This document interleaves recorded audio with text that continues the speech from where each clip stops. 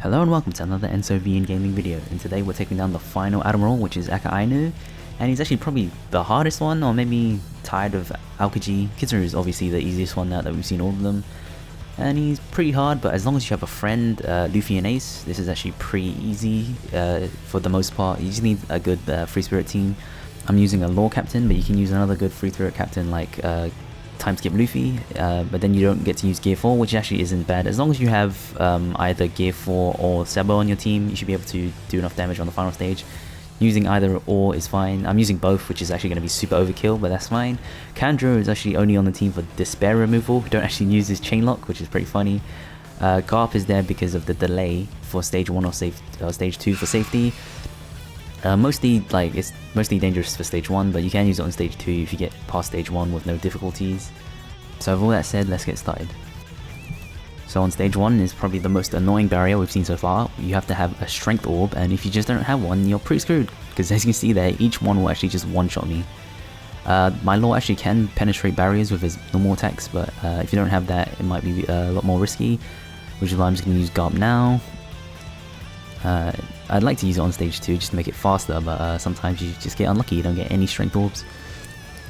I missed an attack there for absolutely no reason. Actually, I'm slightly delaying for specials, but it's not that important since most people already, the only ones you have to wait out for are Kanjuro, and yeah, it's just Kanjuro. He's the only guy that's not boosted on this team. So quickly deal with those guys, and onto this stage. This stage can also be easier as long as not everyone is on a 1 CD, but you see here freaking 4 guys are.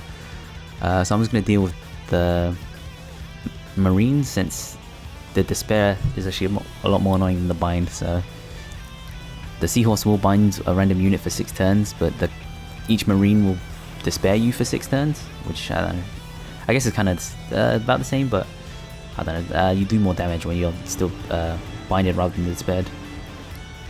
Just going to kill these guys first, obviously, so they don't freaking despair me. And then the Seahorse actually does like 10,000 damage. But luckily this team has a lot of HP, and I have some damage reduction from, what's that dude's name? Luffy, wow. Luffy's captain ability. Yeah, he's going to leave now finally since the bind is done.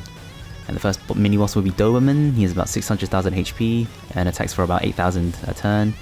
He will paralyze both your captains for 3 turns and then seal away 3 slots for 3 random units.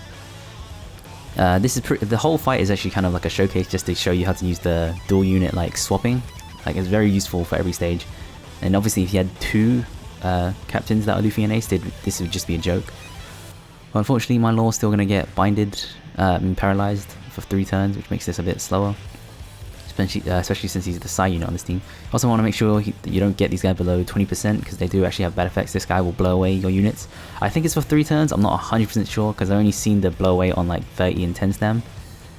But I can only think that'd be worse on the 40 stam.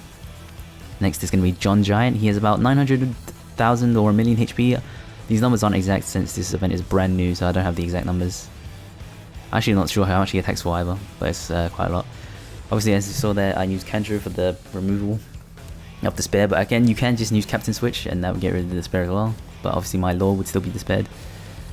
So we're going to kill the Marine chicks in the back since they heal. And then we're going to use Sabo on the next turn, since you can't use an attack boosting special against Akainu, or he will do a terrible effect. I don't know what the terrible effect is, because I didn't use an attack boosting special against him. But you can guess, considering the last 2 we've seen, that it's not good.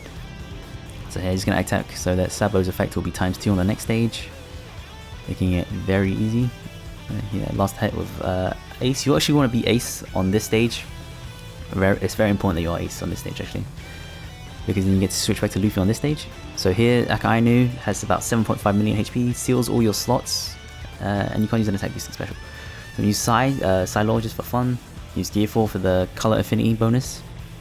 Also very important, you put your quick units at the bottom, so they actually have orbs on this turn. Then you switch back to Luffy, he gets rid of the slots seal, goddamn that's hard to say for some reason.